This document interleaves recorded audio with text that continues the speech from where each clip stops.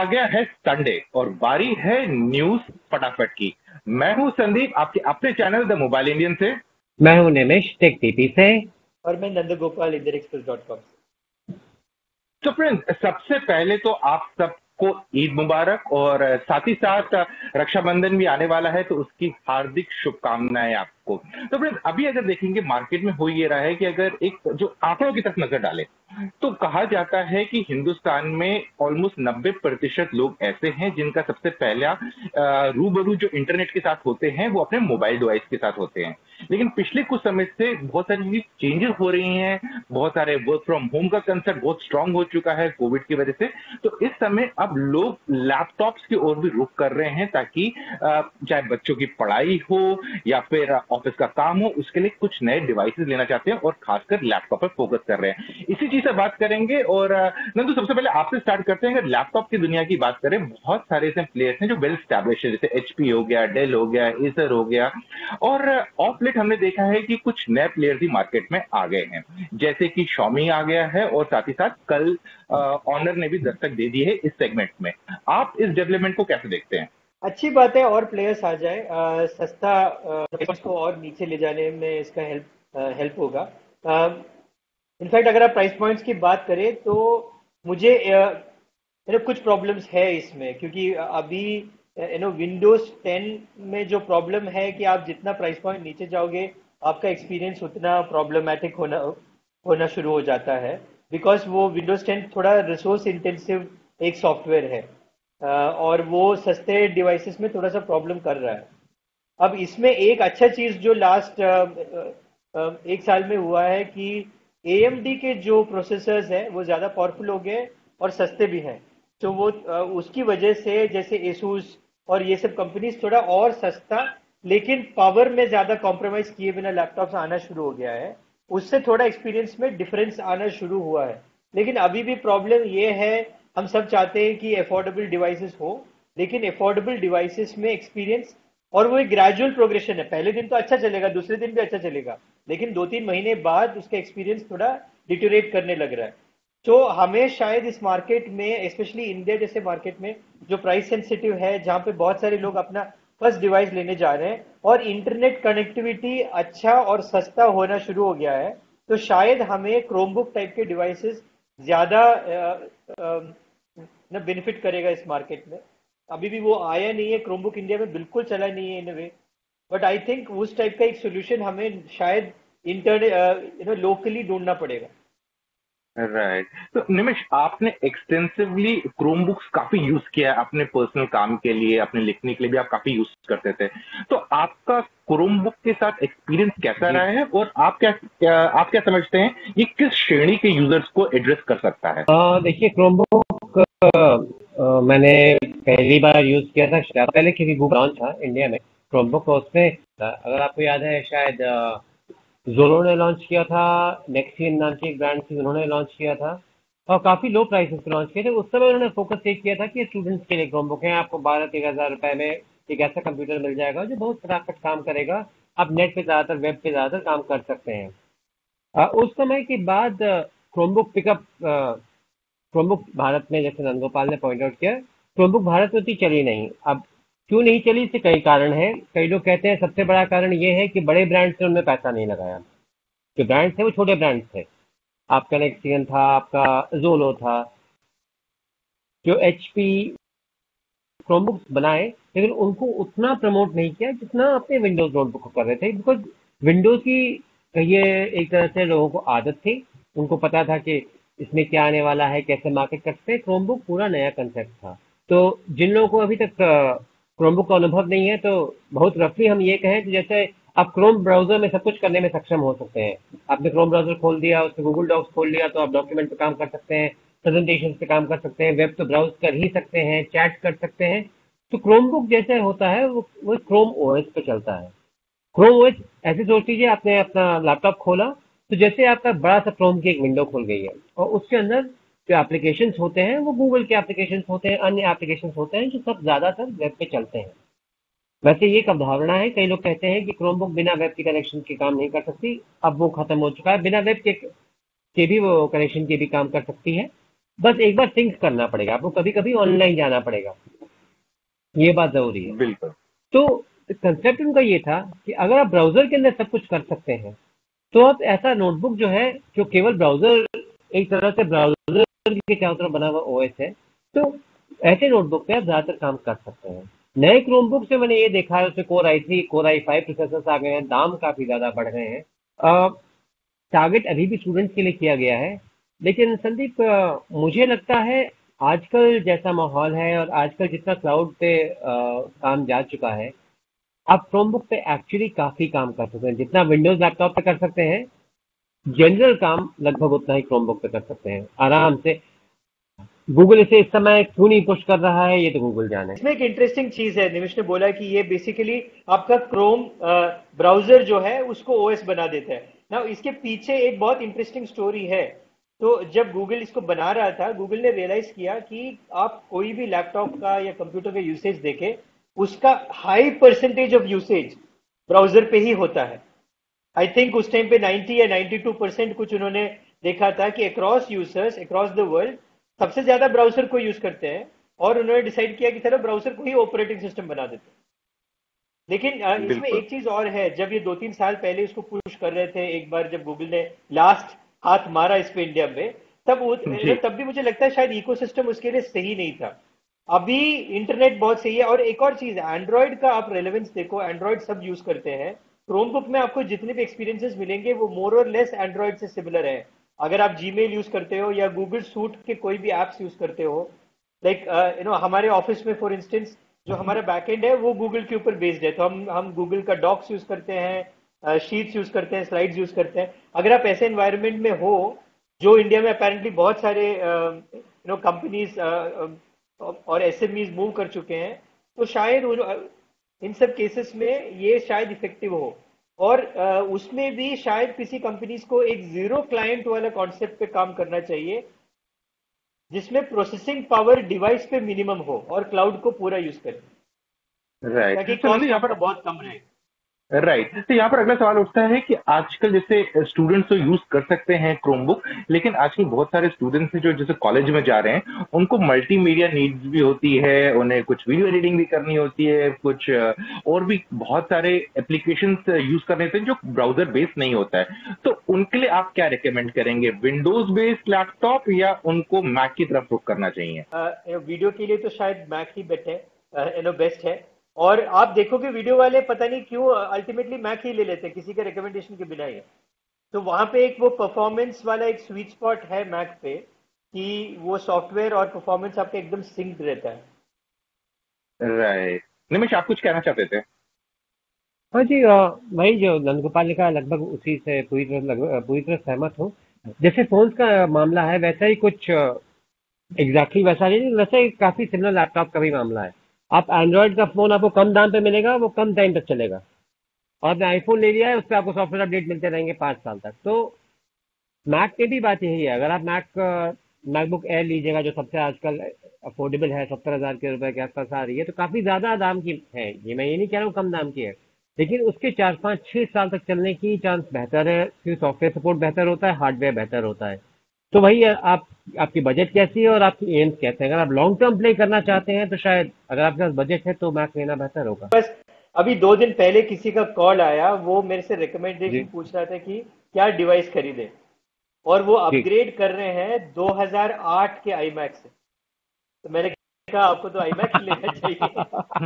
अब मतलब आप सोच भी क्यों रहे हैं, आपने एक एक डिवाइस को 12 साल यूज किया है।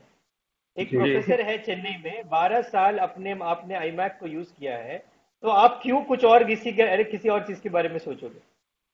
राइट। वो तो तो लेकिन नंदू, यहाँ पर यह भी होगा कि बहुत सारे हमारे व्यूअर्स ऐसे होंगे जिनके पास लिमिटेड बजट होगा, मे बी 40,000 तक वो अपना स्ट्रेच कर सके बजट।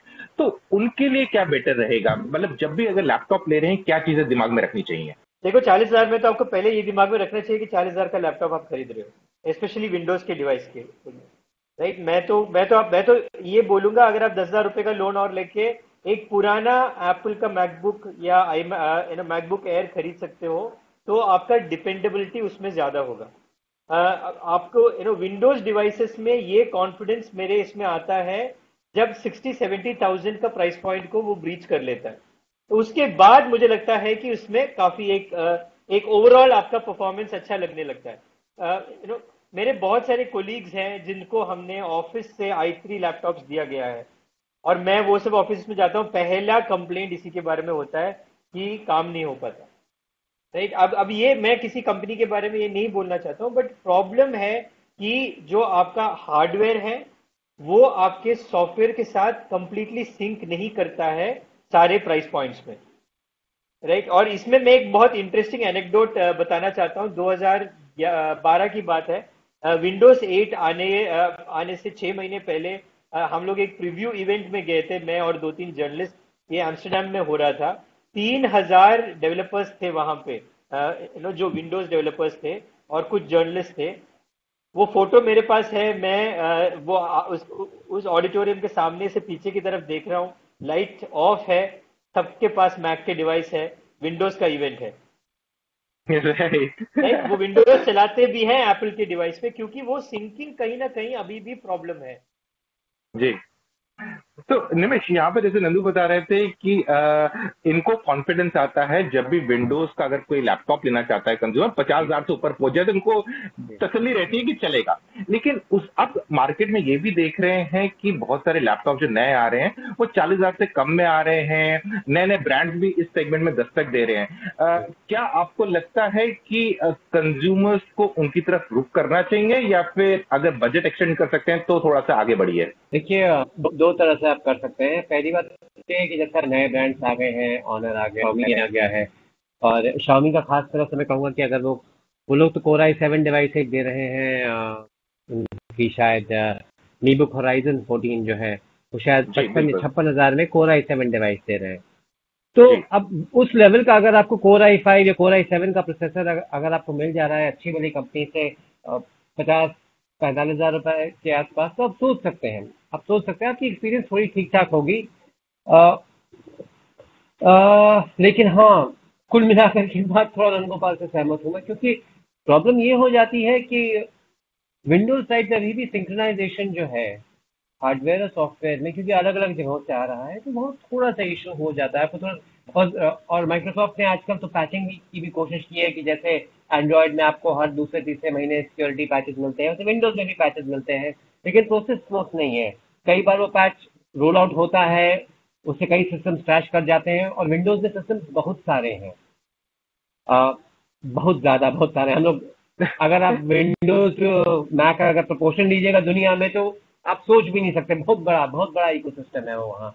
तो उन सब पे आपको चीजें फिक्स करनी है, तो चैलेंज बहुत बड़ा होता है माइक्रोसॉफ्ट के पास। तो आसान काम तो है नहीं, लेकिन हाँ, ये कभी कभी जरूरत पड़ जाती है कि कई एप्लीकेशंस हैं जो केवल विंडोज पे ही ठीक तरह से रन करते हैं, कई अकाउंटिंग एप्लीकेशंस हैं, कई लॉजिस्टिक्स के एप्लीकेशंस हैं, वो केवल विंडोज पे काम करते हैं, तो आपको विंडोज देना पड़ेगा। तो रफली तो मैं कहूंगा जितनी हाई कॉन्फ़िगरेशन प्रोसेसर और रैम की आप ले सकते हैं, अच्छे ब्रांड से आपको मैंने बोले नीचे Core i5 मिल सकता है दाम के साथ, ज़्यादा अच्छे ब्रांड से यानी लेनोवो, HP, डेल इत्यादि। Xiaomi और ऑनर को भी इंक्लूड करूंगा क्योंकि कंपनियों का ट्रैक रिकॉर्ड बहुत शानदार है, तो उनसे आप लीजिए। क्योंकि विंडोज में आपको हाई इन्वेस्टमेंट की जरूरत पड़ेगी, वरना आपका हार्डवेयर सफर करेगा। चल जाएगा, काम चल जाएगा, लेकिन वो बात हो जाती है ना कि आप टाटा नैनो ले रहे हैं या मारुति ले रहे हैं। टाटा नैनो से काम चल जाएगा, लेकिन वो बस काम चल जाने वाली बात है। और राइट। दूसरी बात जो मैं कहना चाहूंगा, दूसरी बात खास कहना चाहूंगा संदीप, जो मुझे लग रहा है कुछ तो अब हमें कंसिडर करनी चाहिए कि अगर आपकी बजट 40,000 के आसपास है, जैसे आपने कहा 40,000 के आसपास है, तो और अगर आपको कोई बहुत विंडोज स्पेसिफिक सॉफ्टवेयर की जरूरत नहीं है, तो मुझे लगता है ये स्टेज आ गई है कि शायद लोगों को आईपैड के बारे में सोचना चाहिए। क्योंकि आईपैड अगर आप देखिए 29-30 हज़ार रुपए के आसपास से शुरू होता है। अब उसके साथ ब्लूटूथ कीबोर्ड और माउस का सपोर्ट भी आ गया है। ठीक है, स्टोरेज इश्यूज होंगे आपके पास, 32 GB से शुरू होता है। 32 GB लोग कहेंगे क्या होता है, 32 या 64 क्या होता है, लेकिन आपको ऐप्स मिल रहे हैं, आपको सिक्योरिटी मिल रही है, और आपको लॉन्गेविटी मिल रही है। मेरी माँ अभी भी 2011 का आईपैड यूज कर रही है, थोड़ा स्लो हो गया है लेकिन काम कर रहा है। तो आपको लॉन्गेविटी मिल रही है, पोर्टेबिलिटी मिल रही है। अगर आप स्टूडेंट हैं, आपको 10 घंटे की बैटरी लाइफ मिल रही है। 10 घंटे बैटरी लाइफ 50,000 के कम में लैपटॉप आप सोच भी नहीं सकते। बिल्कुल बिल्कुल। तो 30,000 मान लीजिए आप एक आईपैड में लगाया, कोई भी ब्लूटूथ कीबोर्ड साथ में काम करेगा। 1,500 रुपए में ब्लूटूथ कीबोर्ड लगा लीजिए, 1,000 रुपए का अच्छा ब्लूटूथ माउस लगा लीजिए। चाहे तो बाद में आप एप्पल पेंसिल खरीद सकते हैं 7,000 की, तो उसका आपको स्टाइलस का भी फायदा हो जाता है। तो मुझे लग रहा है एक स्टेज आ गई है, क्योंकि आईपैड ओएस के बाद जो जिसे कहते हैं ना कि डिजाइन जो सॉफ्टवेयर की है, वो ज्यादा लैपटॉप की तरह हो रही है। एक्सपीरियंस ज्यादातर लैपटॉप की तरह आईपैड पे भी मिल रही है। तो मुझे लगता है कि कंसिडर करनी चाहिए। नंदगोपाल क्या सोचेंगे इसके बारे में? नहीं, मैं मानता हूँ, लेकिन मुझे लगता है उसमें थोड़ा सा लोगों के वो मेंटल इसको चेंज करने की जरूरत पड़ेगा उसमें। तो वो मुझे लगता है ज्यादा ही है। इसमें एक इंटरेस्टिंग चीज मैं ये भी जी। सोच रहा हूँ कि, और मैंने देखा है काफी लोगों को काम करते हुए, शायद कुछ लोगों को लिनक्स के बारे में सोचना चाहिए।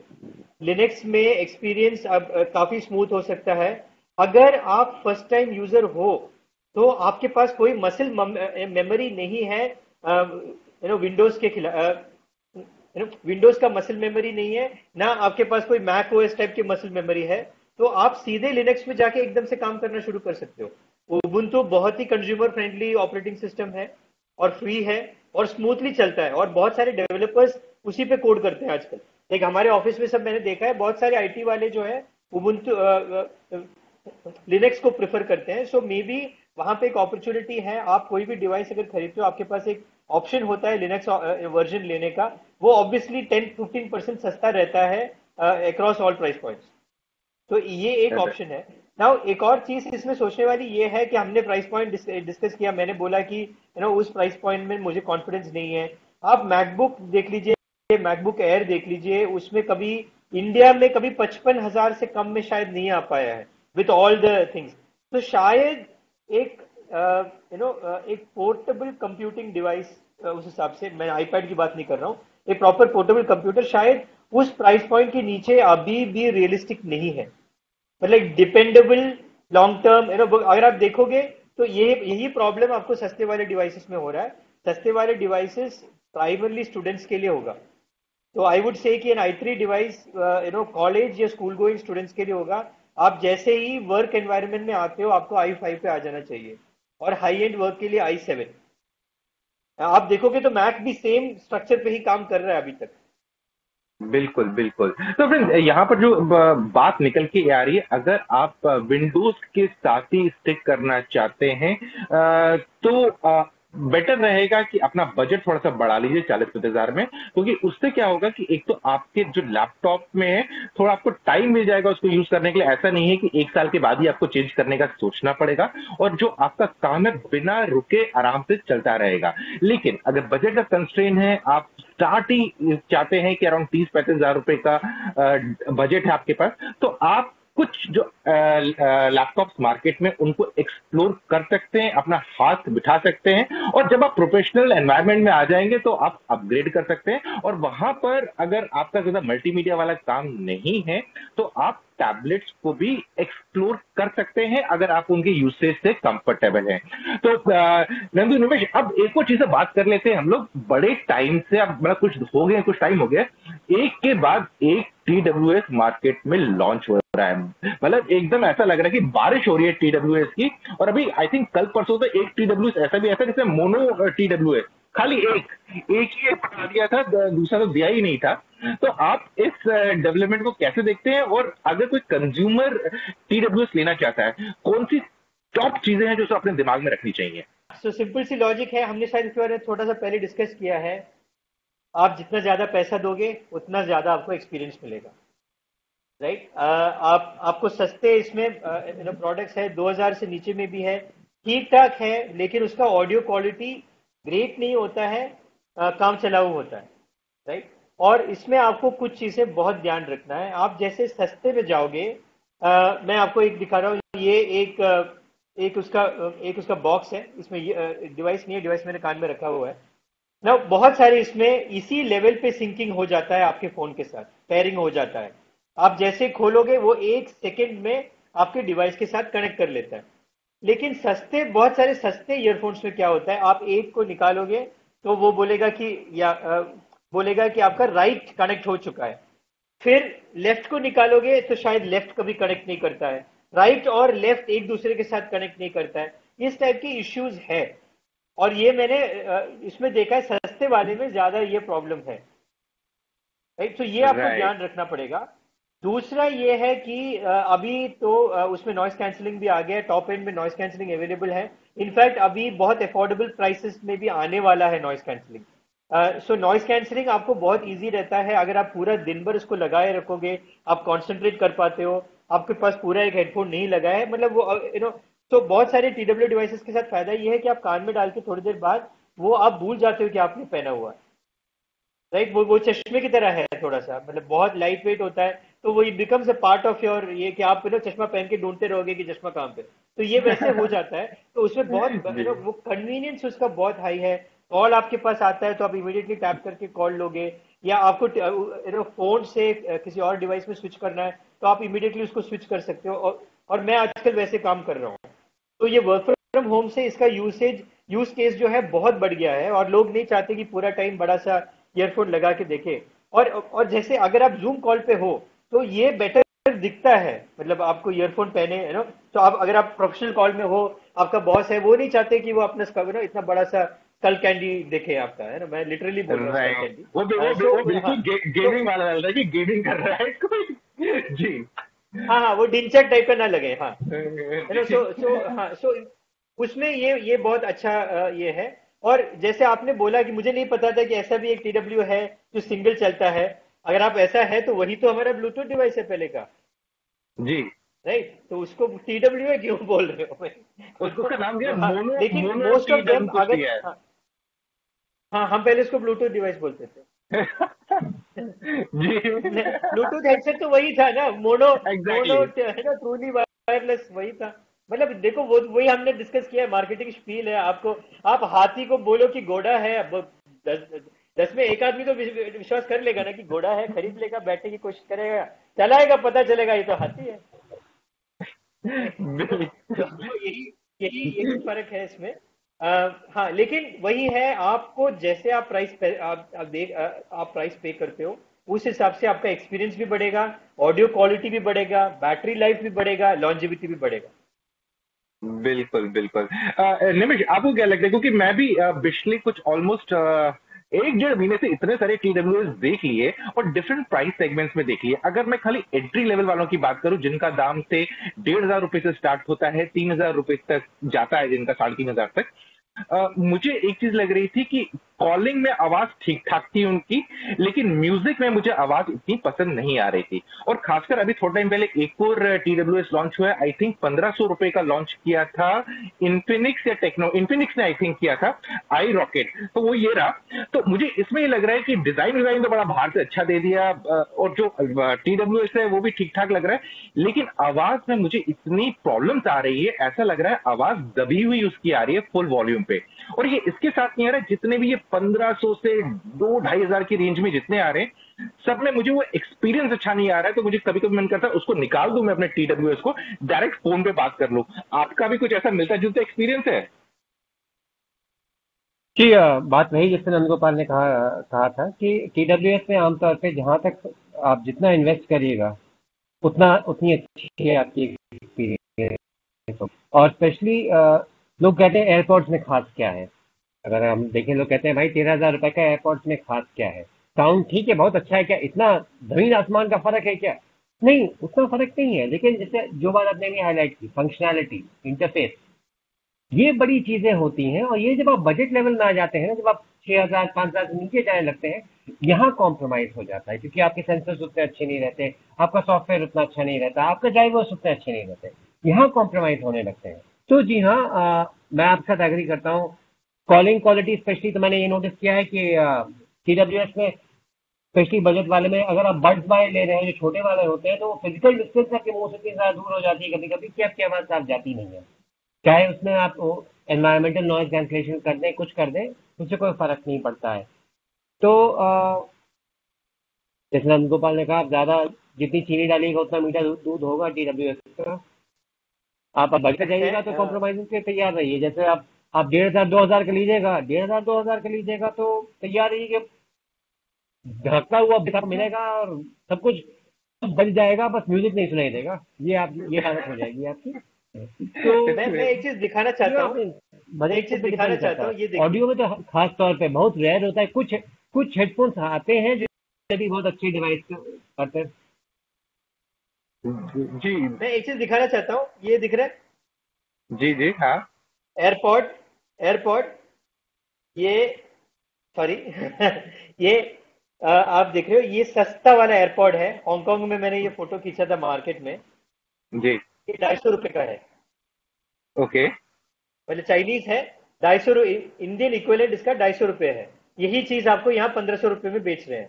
वहां पे तो बेसिकली किलो के हिसाब से बिक रहा है ये, चाइना में और हांगकांग में। जी तो वो उसमें उसमें ऑडियो क्वालिटी आपको वही मिलेगा, राइट।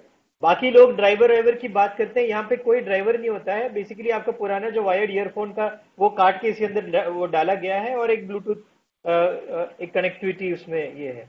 तो आई थिंक उसमें दो तीन चीजें आपको, एक जो मैं पहले बात कर उसमें मिस किया, बहुत सारी इसमें ब्लूटूथ कनेक्टिविटी का भी इश्यू होता है, बहुत इंटरफियरेंस आता है उसमें। तो ये आपको ध्यान रखना पड़ेगा जब आप खरीद रहे हो, तो कि तो अगेन सस्ते वाले प्राइस पॉइंट में आपको बड़ा प्रॉब्लम होने वाला है। बहुत सस्ते में जाओगे, सस्ते में कुछ अच्छे डिवाइसेस भी है, मैं ये नहीं बोल रहा हूँ, सस्ते में कुछ, लेकिन आप आंख बंद करके नहीं खरीद सकते डिवाइस सस्ते वाला। बिल्कुल बिल्कुल। अगर कोई TWS लेने वाला है, उसको अपने दिमाग में क्या टाइम फ्रेम रखना चाहिए? जैसे होता है कि स्मार्टफोन लेते हैं तो लोग सोचते हैं चलो हम 9 महीने एक साल चलाएंगे, लैपटॉप कहते हैं कि 2-3 साल चलाएंगे, टीवी होता है तो अमूमन कहते हैं कि 5 से 6 साल हमारा टीवी चलेगा। तो TWS लेते समय कितना टाइम फ्रेम सोचना चाहिए कि मैं इसको नेक्स्ट चेंज नहीं करूंगा? तो मे बी उससे लोग अपना बजट बेटर डिसाइड करते हैं। आपको ऐसा लगता है कि नहीं? देखो, टीवी आपके हाथ से नहीं गिरेगा, जी। राइट। ये आपके हाथ से गिरेगा, मेरे हाथ से गिर चुका है, मेरे एक बहुत अच्छा चीज खराब भी हो चुका है। तो उसको ओके। आप प्राइस, मतलब ये एक बहुत बड़ा फैक्टर, आप इसको इंश्योर इंश्योर नहीं कर सकते ना, आप इसको बेसिकली फिक्स कर सकते हो। ये जितने भी छोटे डिवाइसेस होते हैं उसमें एक प्रॉब्लम ये है कि इसका रिपेयर करने का स्कोप बड़ा कम रहता है, राइट। सो यू जी have to be careful about that. तो थोड़ा सा एयरपॉड एयरपॉड आप लेते हो तो एक तो हाथ से गिरने वाली चीज है, और दूसरा ये कि आप कहीं ना कहीं भूल सकते हो उसको, बहुत छोटा चीज है। तो ये एक है इसमें, ड्यूरेबिलिटी का जब बात होता है that is one thing. But एक और चीज की, ये वेर एंड टेयर वाला जो है, इसमें इम्पैक्ट थोड़ा ज्यादा होने का चांस है। तो आई एम नॉट श्योर कि, तो इसलिए मे बी आपको बहुत ज्यादा पैसा तभी खर्च करना चाहिए जब आपके पास डिस्पोजेबल इनकम हो, और आप इतना, मतलब वो उसको यूज करोगे। अगर आपका रेगुलर यूज है तो मे बी 4-5 थाउजेंड से ज्यादा आपको शायद स्पेंड नहीं करना चाहिए। इनफैक्ट मैं कहूंगा 7,000, बिकॉज 5 to 7,000 के बीच में आपको बहुत अच्छे ईयरफोन्स अभी मिलने लगे हैं। इसका एक मेजर मेजर इशू है, सावधानी हटी तो दुर्घटना घटने के पूरे चांसेस हैं। निमिष, आप क्या कहेंगे कि अगर कोई इंसान TWS लेना चाहता है तो उसको किन 3 चीजों का ध्यान रखना चाहिए? प्राइस का मतलब नहीं, बट फीचर्स में जो बॉक्स में चीजें लिखी होती है उनमें से किसी चीज पे ध्यान देना चाहिए? हाँ जी, देना तो जरूर चाहिए। प्राइस अगर बात छोड़ दी जाए तो मेरे अनुसार आप लोग जो डिस्कस कर रहे थे सावधानी के बारे में, तो मेरे अनुसार सबसे बड़ी चीज इसके बारे में ध्यान हमको देना चाहिए, इसका फिट कैसा है, अगर आप पता लगा सकें। क्योंकि दो तरह के होते हैं, कि ऑन ईयर होते हैं जो आपके कान से लटके रहते हैं, दूसरे होते हैं इन ईयर होते हैं जिनको आपके कान के अंदर थोड़ा सा घुसा के रखना पड़ता स्क्रू है। ड्राइवर की तरह तो घुस जाना पड़ता फिट, एग्जैक्टली एग्जैक्टली, तो दोनों में फिट कौन सा बेहतर आपके कान में है कि गिर सकता है। नंद गोपाल कहते हैं आसानी से गिर सकता है, अपना चाहे 10 बार हिलाइए कौन जाने कुछ ना हो, एक दिन आप बस उठ गए और गिर गया, और गिरेगा तो गया। दूसरी खास बात TWS के बारे में हमको याद रखनी पड़ेगी, अगर दोनों में से एक गायब हुए तो दूसरा लगभग बेकार हो जाता है, आपको दोनों की जरूरत पड़ती है। तो फिट कैसे कान में है वो इम्पोर्टेंट है। एक और चीज है, साउंड क्वालिटी में ऑब्वियसली जैसे प्राइस की तरह ऑब्वियसली हो जाता है, आपको देखना पड़ेगा साउंड अच्छा काम कर रहा है या नहीं कर रहा है, वो तो आपको ध्यान रखना ही पड़ेगा। एक चीज और आपको ध्यान रखनी पड़ेगी, ये बैटरी लाइफ है। क्योंकि TWS हमने पहले एक बार डिस्कस किया था, जो नंदन गोपाल ने पॉइंट आउट किया था ना, कि छोटी चीजें हैं इसमें, आप इतना ही सामान डाल सकते हैं। तो है। बैटरी लाइफ इन लोगों की आमतौर पर छोटी होती है। जैसे हम लोग ब्लूटूथ हेडफोन से ब्लूटूथ ईयरफोन के बारे में बात करते हैं, लोग कहते हैं 12 घंटे 50-60 घंटे की बैटरी की जेब के जबरा हेडफोन्स आ रहे हैं, इस तरह की बात कर रहे हैं। यहाँ 5 घंटे की बैटरी अगर हो तो लोग कहते हैं अरे भाई साक्षात भगवान आ गए, 5 घंटे बैटरी मिल गई आपको। तो केस इंपॉर्टेंट होता है, केस कितनी बार आपको रिचार्ज दे सकता है। आमतौर पे इनके जो होती है 2.5 से 5 घंटे के बीच में आपको बैटरी मिलती है इन पे। केस उनको 3-4 बार रिचार्ज कर सकता है, तो केस कितना टाइम लगता है रिचार्ज करने में, केस इटसेल्फ कितना बड़ा है, क्योंकि अगर ज़्यादा रिचार्ज देगा तो थोड़ा भारी भरकम हो जाता है, वो आपको ध्यान में रखना पड़ेगा। तो ये 2 चीज़ें हैं। और तीसरी चीज़ जो मैं कहूँगा ज़रा इम्पोर्टेंट है, माइक्रोफोन्स कॉल क्वालिटी, क्योंकि इसमें आपके मैंने कहा फिजिकल डिस्टेंस आपकी बहुत दूर है। अब ब्लूटूथ, जी अब हमारे ब्लूटूथ वायर्ड वाले जो हेडफोन्स होते हैं उसमें भी आप देखिएगा छोटी सी कैप्सूल होती है, लोग उठा कर कैसे बात करते हैं उस पे, क्योंकि जी। आप अपने या माइक्रोफोन मुंह को के मुंह के अंदर ही पास रख देते लाते हैं, कुछ लोग तो हैं। मुंह के अंदर ही रख देते हैं उसको। हाँ, दांत में दबा के बैठ बहुत जाते सारे हैं। लोग, हाँ हाँ, क्या भाई काट के बैठ साहब। जाते हैं। मुझे समझ में नहीं आया कि कैसे बात कर लेते हैं ये। नहीं नहीं, तो मैं कह रहा हूँ माइक्रोफोन क्वालिटी जो है उस पर ध्यान दीजिए, क्योंकि वरना कॉलिंग आपकी ठीक तरह से नहीं होने वाली है। तो या तो आप, मैंने ऐसे कई लोगों को देखा है जो एयरपॉड्स के जैसे प्रो आ गए हैं आजकल, लेकिन कई लोग एयरपॉड्स 2 अभी भी यूज करते हैं। प्रो जो है वो छोटे थे, 2 जो थे वो लंबे थे और उनके माइक्रोफोन यहाँ टिप पे था। तो कहते हैं पता नहीं क्यों कॉल क्वालिटी एयरपॉड्स 2 पे अच्छी होती है। तो कोई टेक्नोलॉजी की बात नहीं, वो आपके मुंह के ज्यादा पास माइक्रोफोन था। तो माइक्रोफोन की पोजिशनिंग, बैटरी लाइफ देख लीजिए, और हाँ फिट कैसा होता है वो चेक कर लीजिए। छोटी सी अगर एक चीज और ऐड कर सकते हैं तो डस्ट और वाटर रेजिस्टेंस, इसमें खास ध्यान रख लीजिए, क्योंकि जैसे नंदगोपाल ने कहा था, इनके गिरने का चांस बहुत ज्यादा है। वो कहाँ गिरेगा आपको पता नहीं, धूल में भी गिर सकता है, पानी में भी गिर सकता है। और मेरे पसीना अनुसार भी यही आ सकता काफी है। होगा। पसीना भी आ सकता है। हाँ, अच्छा, इसमें मैं 2 पॉइंट ऐड करना चाहता हूँ। एक तो फिट के बारे में निवेश ने बोला, एकदम सही बोल रहा है। लेकिन आप उसको थोड़ा एक और तरीके से देख सकते हो। ऑन ईयर वाले जो होते हैं वो बेसिकली हार्ड होते हैं, ताकि वो उसमें प्रॉब्लम है, वो हर कान में अच्छी तरह से फिट नहीं होता है। तो अगर आपका कान थोड़ा सा डिफरेंट है बाकी लोगों से, तो एक स्टैंडर्डाइज जिसका जो शेप होता है वो शायद फिट नहीं होता है। मेरे साथ ये प्रॉब्लम है। जो हार्ड वाले हैं एयरपॉड, जो पहले वाला एयरपॉड था, उसमें भी मेरे लेफ्ट वाले में अच्छी तरह से फिट होता है, राइट वाला पता नहीं, मैंने शायद कान बहुत ज्यादा साफ करने की कोशिश की है ओवर द ईयर्स, वो थोड़ा ज्यादा बड़ा है, तो इसमें वो लूज रहता है। नाउ इन ईयर जब आप यूज करते हो, उसके एंड में सिलिकॉन टिप्स होते हैं, जिसको आप चेंज कर सकते हो आपके कान के हिसाब से, ताकि वो आपके कान के हिसाब से वो फिट कर लेता है। और सिलिकॉन टिप्स का एक और ये होता है कि अगर आपके पास, अगर डिवाइस में नॉइस कैंसिलिंग नहीं है, तभी वो थोड़ा बहुत नॉइस आइसोलेशन बना लेता है। एक यू नो वैक्यूम बना वैक्यूम देता में है। आपके कान को डाल देता है, हाँ, वो बना देता है, ताकि आपका क्वालिटी, थोड़ा ऑडियो क्वालिटी अच्छा होता है, बाहर का साउंड को कट कर देता है, जो आपको ऑन ईयर डिवाइसेस में नहीं होता है। क्योंकि ये बहुत सारे जो एयरपॉड और एयरपॉड को जो कॉपी करके आए हैं, वो सब वो हार्ड वाले हैं, तो उसमें वो थोड़ा सा प्रॉब्लम है। नाउ एक और चीज जो आपको ध्यान रखना है, सस्ता वाला जो बहुत सारे होते हैं उसमें, जैसे निमिष ने कहा, केस आपको दिखेगा। बहुत सारे ऐसे भी आए हैं मार्केट में जिसमें केस में बैटरी नहीं है, वो सिर्फ चार्ज करता है। मतलब आप उसमें वायर डाल तो केस में एज इट इज बैटरी नहीं है। तो बहुत सारे सस्ते मॉडल्स में मैंने देखा, स्पेशली जो 1 साल पहले आ रहा था, तो ईयरफोन्स के बैटरी होते हैं, केस में बैटरी नहीं है। तो अगर आपका ईयरफोन्स डाउन हो गया तो आपको केस में डाल के चार्जर पे रखना पड़ता है उसको। और बाकी इसमें फोन, इसके डिवाइस के अंदर भी 3 या 4 बार आपके ईयरफोन्स को रिचार्ज करने का बैटरी होता है। वो बहुत सारे सस्ते वाले में नहीं है। तो आपको ये बिल्कुल ध्यान रखना पड़ेगा कि ईयरफोन में कितना बैटरी है और केस में कितना बैटरी है। नंदू, आपका बहुत बहुत शुक्रिया कि आज आपने हमारे साथ आए इस शो में और बहुत सारी अहम जानकारियां दी। होपफुली हमारे व्यूअर्स अगले टाइम जब लैपटॉप खरीदने वाले होंगे या TWS चूज करने वाले होंगे, हमने जो बातें की उनका जो बाइंग डिसीजन है उसमें शायद उन्हें मदद मिली। बहुत बहुत शुक्रिया। तो फ्रेंड्स, जल्दी मिलते हैं एक और नए वीडियो में, तब तक के लिए आप अपना ख्याल रखिएगा।